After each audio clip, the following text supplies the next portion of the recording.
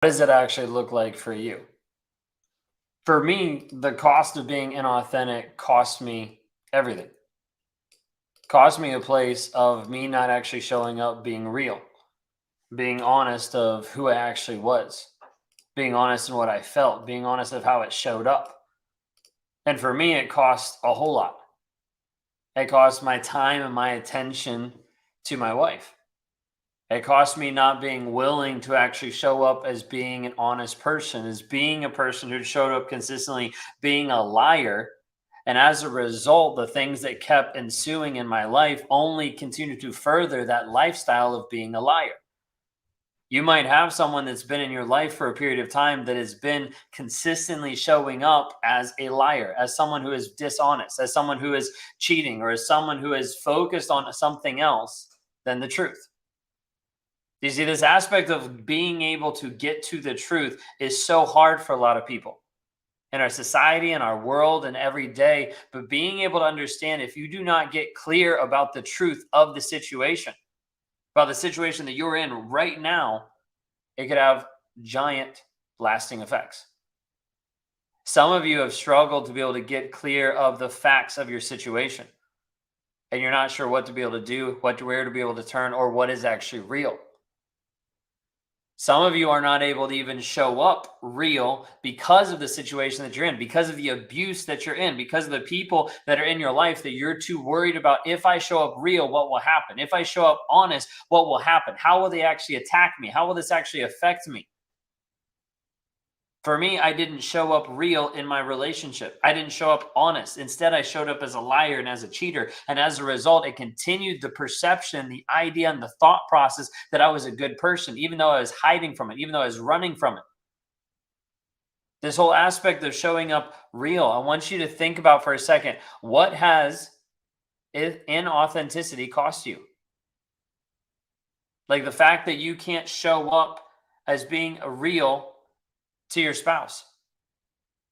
Like, how has that affected you on a day-to-day basis where you can't actually go up and talk to him about your feelings because you're going to get belittled, you're going to get put down? He's going to say, like, you're overreacting, like you're being ridiculous. Like, why would you even bring this up? The past is in the past. And you start to feel like you're discounted, of like, there's no reason why I should even say anything. What's the point of even bringing it up?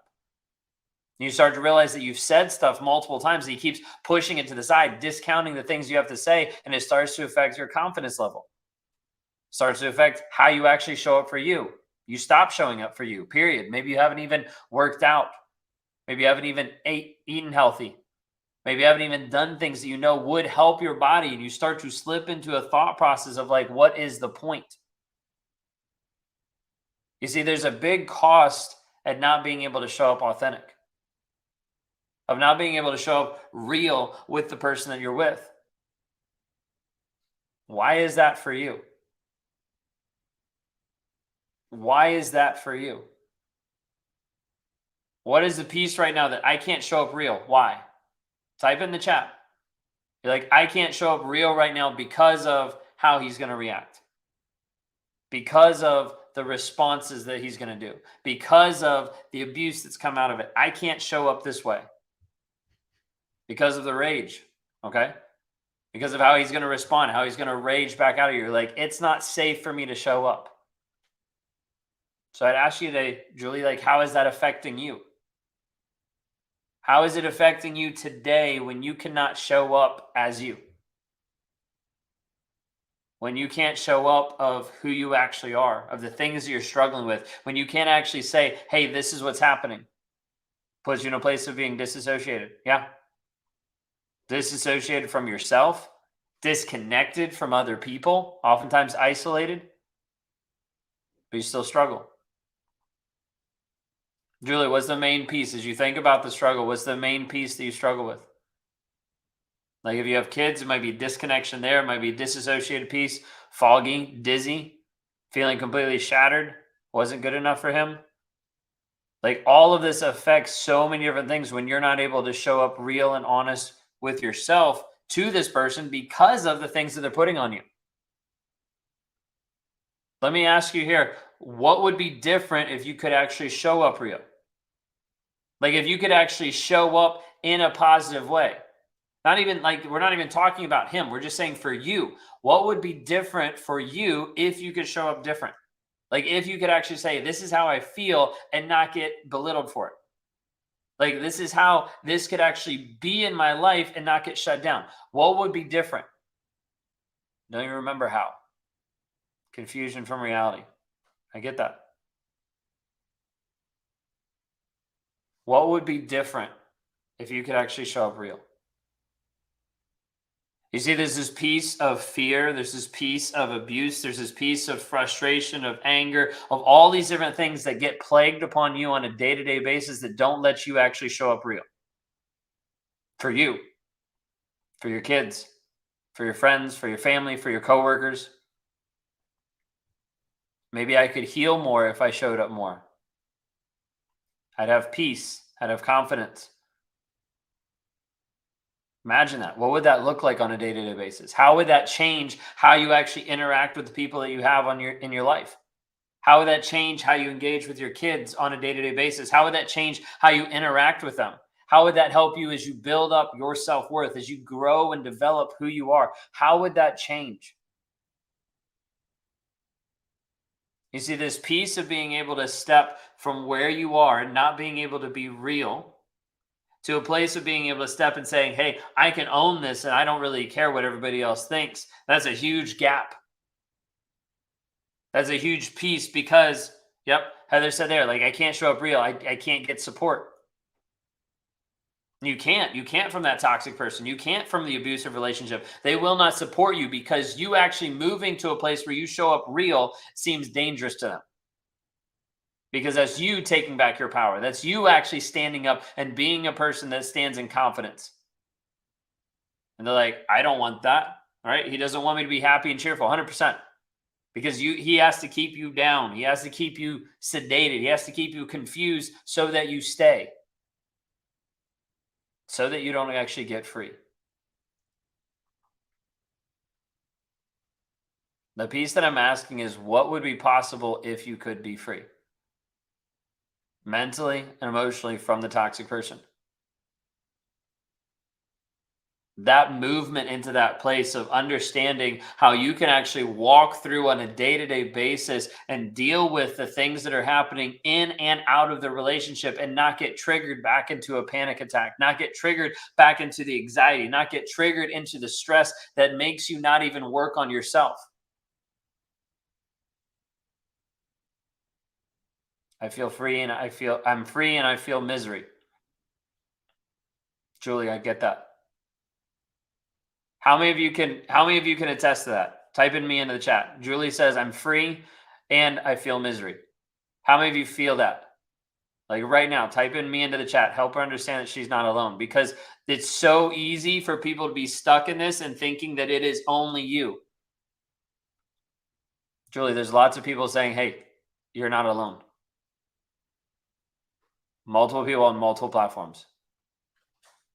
Because I need you to understand when you get away from a toxic person, you will feel crazy. You will feel misery. You will feel the withdrawal of being away from that toxic person. But just know it is a withdrawal. It is withdrawal from an addiction to a toxic person, but it is not what defines you and it is not what sets you free. It's a piece that helps you understand, hey, there is something here. We've got people saying, you're not alone. You're not alone. People saying me, like they're in the same exact boat as you. I want you to understand there is hope and there is freedom. It doesn't come from admitting something. It doesn't come from revenge. It doesn't come from you figuring a certain piece out or understanding you're getting one more piece, but it comes from the transformation that's going to happen inside of you, of how you're willing to engage with the things that you're telling yourself on a day to day basis. This is how we partner with people inside the Clarity Challenge. Helping you step into a place where you've eradicated the trauma bond, the rumination, the intrusive thoughts, the things right now that are plaguing you, making you think, I didn't do good enough. I should have done something different. Maybe if I would have done this, he would have stayed. Maybe if I could have done this, it would have turned out differently. And those thoughts will eat you up. They'll make you ruminate. They'll make you pull back over and over and over again. So everybody else is just tuning in. I'm just talking to Julie today. Okay. Because I need you to understand there's hope and there's help helping you move through this because you're not alone in this. I want you, I'll answer some questions and we'll do a couple of things here and then we'll wrap up. But when we get done, I need you to go to claritychallenge.net. Okay, because on claritychallenge.net, we start to script out and show you how we actually help break you free from the trauma bond, from the rumination, from the intrusive thoughts, from that feeling right now of like, hey, there's peace because I'm not with him, but it doesn't feel peaceful because I still feel broken. You're not broken. He's made you to believe that. He's made you to think that, but it's not actually true. Julie, you're in the same place that many people are, of trying to understand who they actually are, of trying to rebuild themselves. This is the place that you have to be able to build back up. I get it. You feel hopeless, you feel destroyed. Where your grandma says, I now get to choose who I want to be 100%. You now get to step into a place of actually learning how to be authentic for you. To move into a place of you becoming the person you're actually called to be. I would encourage you to take a moment, go to claritychallenge.net. Watch some of the videos of survivors that have gone through and how it has changed their life, how it's transformed their perspective, how it has opened up their eyes and helped them to step into a place of clarity that they've never had before. It's claritychallenge.net. Go in there, watch a couple of the videos. People send in videos saying, hey, please let people know. We've got the tool that I use every single day that you see on Instagram or you see on some of my stories where I'm stacking, where I'm going through, helping rewire the story that I'm telling myself. So I'm getting back to being authentic, who I actually am, how I have to show up in a healthy way in all aspects of my life. That's what we help provide. If we can be of any help, please reach out for help. Go to claritychallenge.net. claritychallenge.net to be able to get access and be able to start your challenge today of getting clarity, breaking free from the trauma bond, from the rumination, from the guilt, and from the pieces that still have you tied in the mind. I'm in this place right now and my heart is so broken. I get that. Mary, you're not alone either. My ex abandoned me, homeless, it was bad, now I'm free. Awesome. Glad you're free. There's so much peace now. You can be free. If we can help with that, please reach out for help. You can go to rawmotivations.com if you have any questions or if you want to work with me one-on-one, but jump in the Clarity Challenge. So Julie, once we get off here, jump into the Clarity Challenge, claritychallenge.net to be able to start your process moving forward. Hope to see you there.